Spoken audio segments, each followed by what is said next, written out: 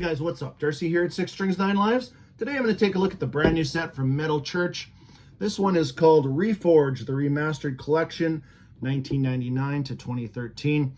Just released about a week ago by R.I.P Entertainment, which is Metal Church's European distribution.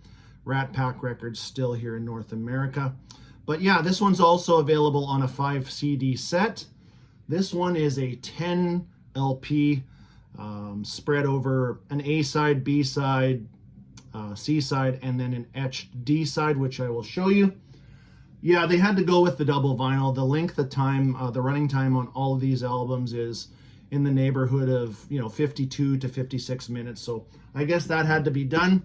So I'll show you how it opens up here in a second.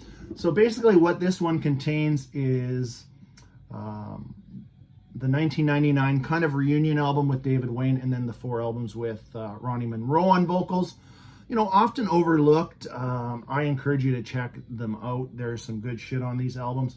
But this says here, limited edition box set, including remastered albums and reworked artwork of Masterpiece from 1999, The Weight of the World from 2004, A Light in the Dark from 2006, This Present Wasteland from 2008, and then Generation Nothing from 2013.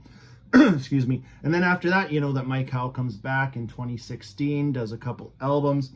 And yes, and then Mike sadly passes away, which we are actually coming up on the 4th anniversary of his passing. Rest in peace, Mike Howe. Obviously one of my favorite vocalists from Metal Church. But this is a band that I've stuck through, the bumps in the road, the lineup changes.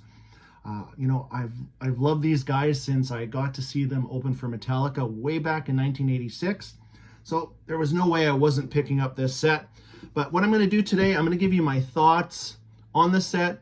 We're going to do some comparisons. I have the original CDs for all of these. So the sound-wise, I'll tell you right off the bat, this remastered sounds really good. The bass is great. Everything's crisp. Not muffled, anything like that.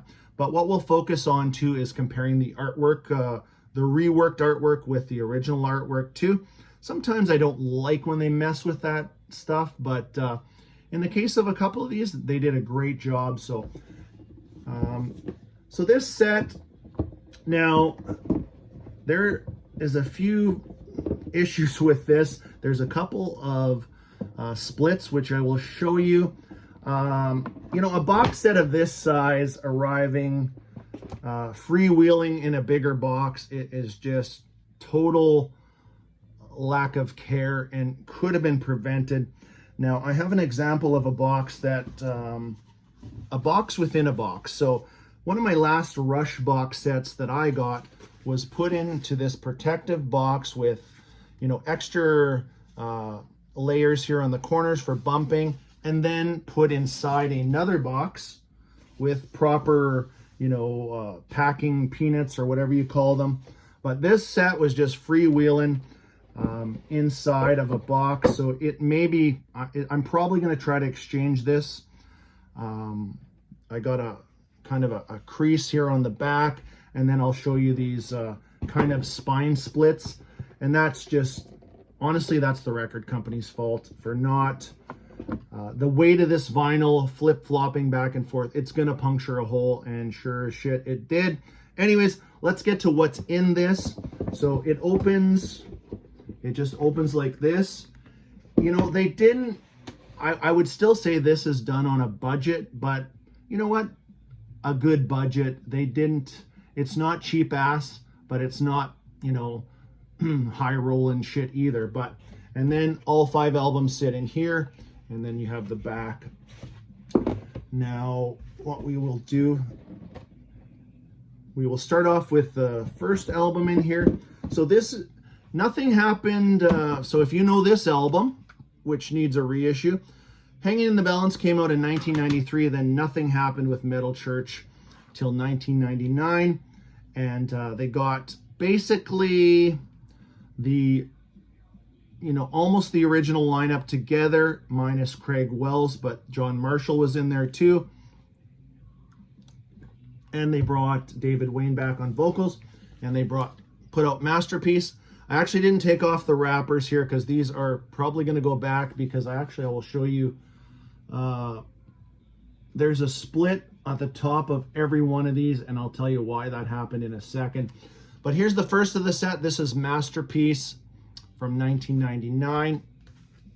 And there's the back cover. And like I said before, if I did say it, A side, B side, C side, spread over 2 vinyl. Now, let's compare the artwork right off the bat. So here is the original artwork. You know what? Not bad. This one still looks a little cheapy, and I think they did a good job on this one. I wish they would have little bit of a glare. I wish they would have used more of these colors, but I still like the upgrade, and I always love the crunchy Metal Church logo. But yeah, there's our comparison on that for Masterpiece. So not really a super successful reunion, but there's still some great tracks on this album too, including tracks like where are we? Sleeps with Thunder. That's awesome. All Your Sorrows. Still something to check out. There's a needless cover of Toys in the Attic on there. But so, like I said, this one 2 vinyl. The inserts are awesome. But now, why these spine splits happened? The records, both vinyl, were put into these sleeves this way up, so the vinyl came up, and this is heavy vinyl, and it just punctured a hole in each. So I won't ramble on about that much more. Like I said, I will exchange this to try to see if I can get a set that doesn't have that damage. You know, you pay good money. This is around a $200 Canadian set. But let's get back on track, and then I will save these album covers aside for our little mini ranking at the end, like I usually do with all my ranking videos. So there is one of the center rings. They're all the same, and then we have an etch side. I hope we can see this here. I'm kind of filming this during the day. Oh, we got a bad glare, so I don't, oh, there, so each one of these is all the same. It has the Metal Church logo. It says Reforged Remastered Collection 1999 to 2013. So nothing fancy on the etching, but again, I understand why they had to spread it over 3 sides. So we'll set that one aside. And these inner cards are sturdy, made well. All just lyrics on these. That's the one thing they kind of cheaped out on. They don't even mention any production credits. They don't mention the band members on any of these. So, you know, maybe that doesn't matter to you, but I always like to know everything about a band, or at least I try to anyways. So yeah, David Wayne back on vocals. He passed away in 2005. Rest in peace, David Wayne. And then we also had Kurt Arrington on drums, who he just passed away about 2 years ago. Rest in peace, Kurt Arrington. Second in the set is 2004's Weight of the World. There we go. So this artwork, they did a good job. This is one that I really think they upgraded on the artwork. Here's the original CD. I like both, but this looks good. It's more, I don't know, a little more detailed, and you know, I like the combination of these grays, blacks, a little bit of blues in there. And again, you got that famous Metal Church logo. Here's the back on this one. And this is, they all are. I don't need to say that anymore, that they're all double vinyl. Now this is a nice picture of what's on the front cover on this insert. Lyrics on this side. And then you have the second one with just lyrics. And we will just show you one of the vinyl, because on every one of these, the A side, B side, C side, the center rings are all the same. Sound-wise, these sound really good. I've spun them all already, and every one of them, all 10 pieces of vinyl, are absolutely flat as a board, which is a bonus. So here's the center ring, so that is the same on all the sides. We will keep moving on to the third one in the set, which is A Light in the Dark from 2006. You know, there was some lineup change I actually forgot to mention too on this one. You know, after the kind of failed reunion of Masterpiece, there was some changes. You know, of course, Kurt Vanderhoof was basically, he is Metal Church. He is the Metal Church sound.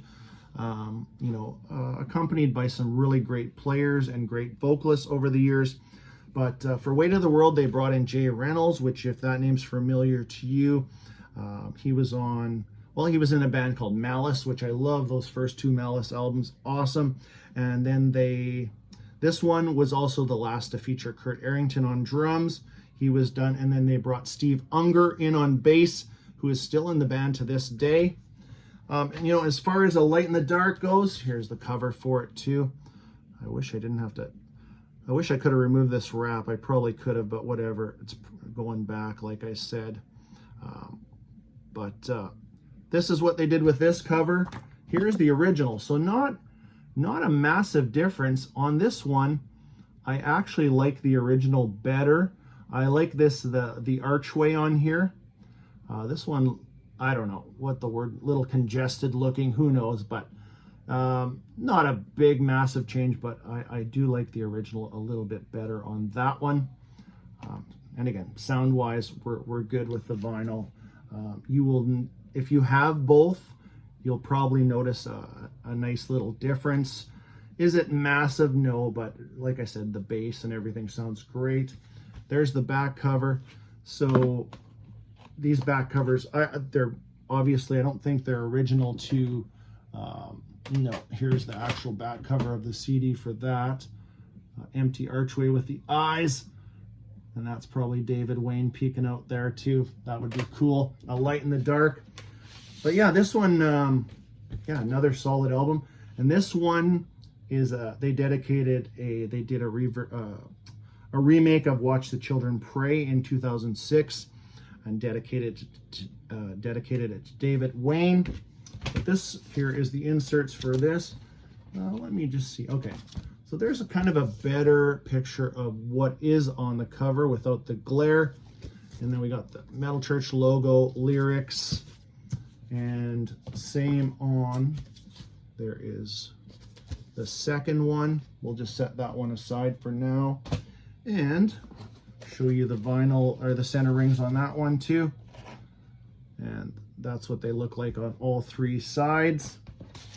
Now let me just grab, I think I left this other cover down here.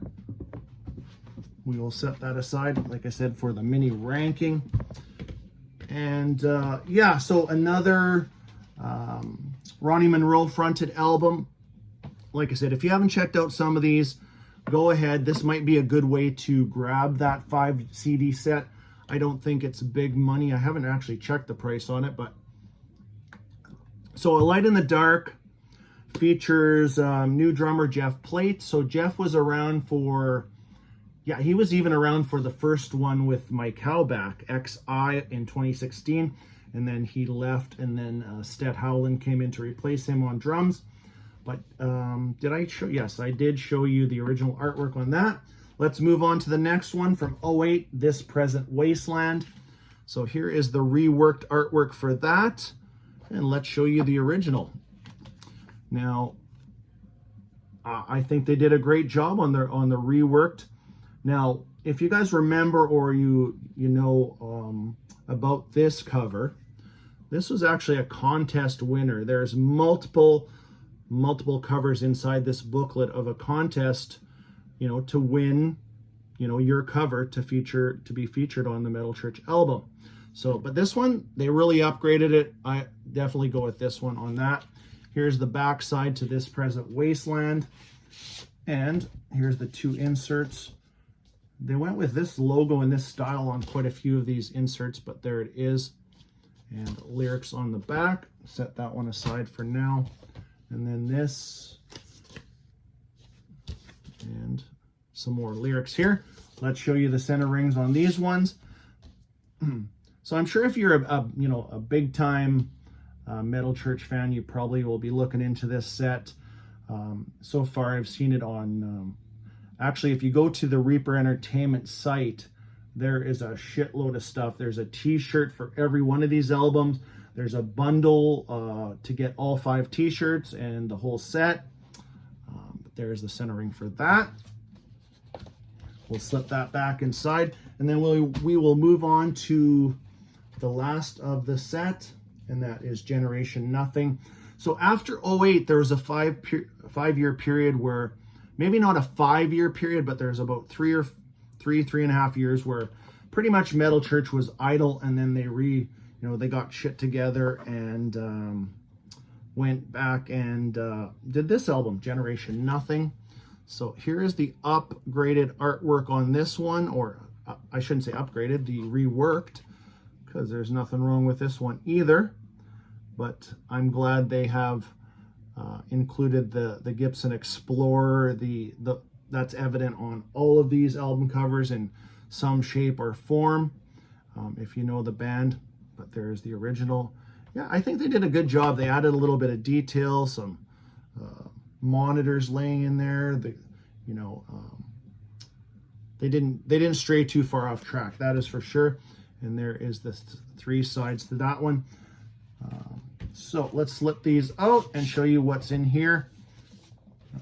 Let's go with, okay, there's basically the album cover right there on the insert, and then lyrics on this side, and then we will show you a center ring.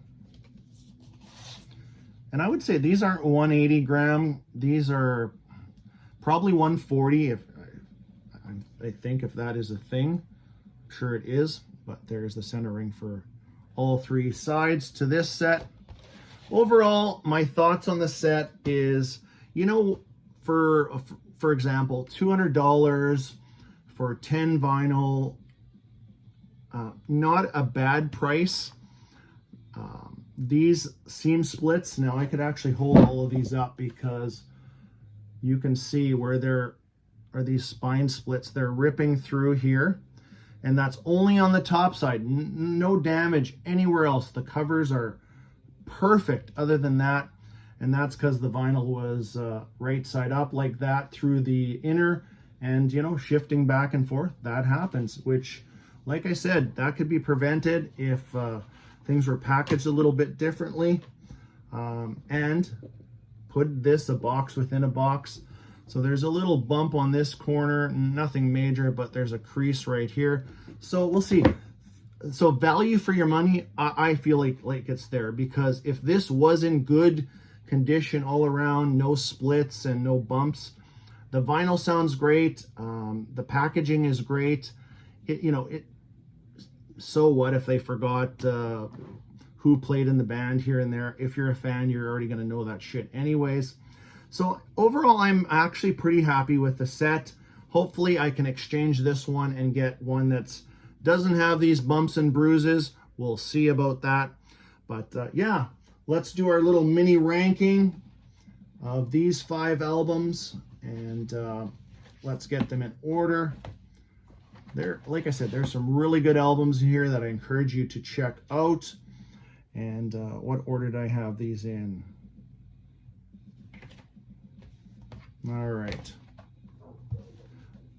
All right, so here we go. Coming in at, let's go, should we go my favorite out of these 5? Yeah, let's go my favorite first.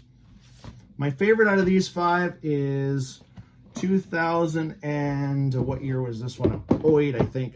2008's This Present Wasteland is my favorite out of this batch. There's some killer tracks on here. Let's name 2 off of each album. Where are we? Deeds of a Dead Soul and Monster, great. Actually, I'm going to name 3 because Mass Hysteria is a great track too. All of these have that signature Kurt Vanderhoof sound. You know that sound, that, those great slow intros, those build-ups. That's all on these albums, just like they are on albums like The Dark, Hanging in the Balance, which is an underrated album, Blessing, Human Factor, all of those albums. You will hear that sound. So coming in at number 1 is This Present Wasteland. Let me grab a quick drink. Coming in at number 2, Generation Nothing from 2013. This one was more of more of a return to earlier sounds that Metal Church had, and you'll pick up on that too. But check out the opening track, the whole A side on this, man. This one is great. Bulletproof, Dead City, the title track, and then Noises in the Wall, great track too. 10 tracks all together. And the thing so that was number 2, Generation Nothing. The thing I will say too is they didn't add any bonus shit on here. It's all the original, the way it was supposed to. They didn't add 2 live tracks and a forgotten track. It's just straight up what it was when it was first released. Coming in at number 3, Weight of the World from 2004. First one to feature Jay Reynolds on guitar, so that is my number 3. Tracks to check out. Where are we? Sunless Sky, that is a great song. Cradle to Grave, Leave Them Behind, the opening track. Check that one out too. So that is number 3. Coming in at number 4 is Light in the Dark. So this one is the last to feature Jay Reynolds, first to feature Jeff Plate on drums. So there's my number 4, A Light in the Dark. Tracks to check out on here. Where are we? Disappear, the title track, A Light in the Dark, and then check out their reworked or remade version of Watch the Children Pray. Yeah, you're not getting the David Wayne highs and stuff like that, but it's pretty good. So check that out too. So number 4, A Light in the Dark. And then coming in last, and not because it's shit, but it just, I don't know, it lacks something compared to, the first 2 with David Wayne, but here's Masterpiece coming in at number 5. But there's a couple of great tracks on here you need to check out. Sleeps with Thunder for sure. And what else? Did I say that before? Where is it? Kiss for the Dead, maybe. Yeah, that one's great. And then it wraps up with a song called Sand Kings. And then Toys in the Attic cover on here, not necessary, but that is my number 5. So anyways, I hope you enjoyed this look at this brand new set from Metal Church. Kind of the forgotten years, the years that people should maybe, now that we're still looking for great music from some of our older bands, maybe you missed some of these. But here's your chance to go check them out again without paying an arm and a leg. But hope you enjoyed this one. Until next time, stay heavy.